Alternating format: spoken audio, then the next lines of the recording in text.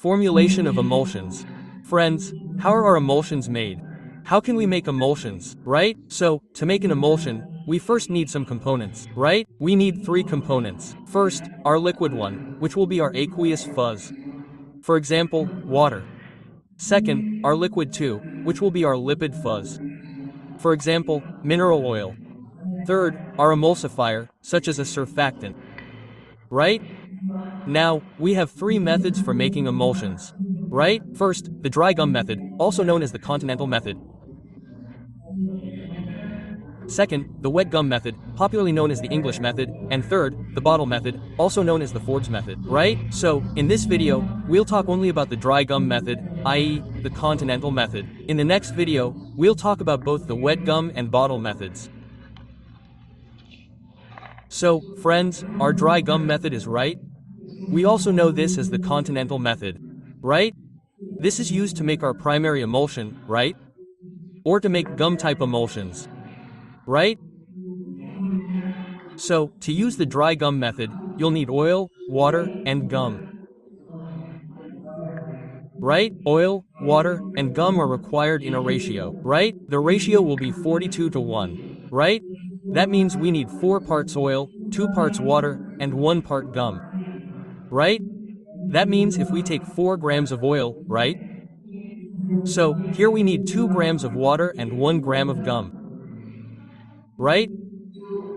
So, let's see how the dry gum method works, right? So, first you take 1 part gum, right?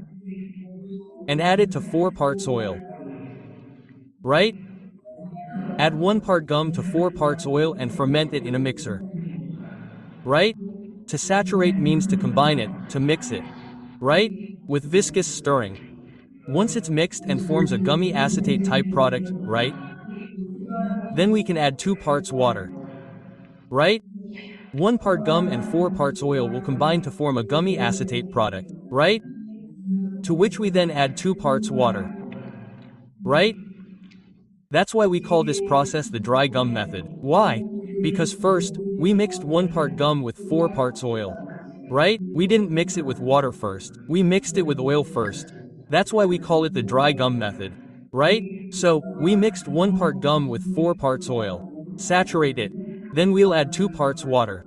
Then we'll saturate it again. Now, how long do we have to saturate this time? Until a cracking sound appears, right?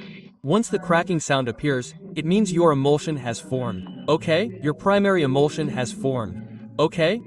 Our primary emulsion will be creamy white in appearance, okay? Now you can add more water to it, okay? As much as you want, okay? After this, we also have to add alcohol, okay? One reason for adding alcohol is to prevent the emulsion from breaking, okay? We also have to add alcohol to prevent the emulsion from breaking. Finally, you can transfer it to a cylinder and make up its final volume. So, in the next video, we will talk about the dry gum method and the bottle.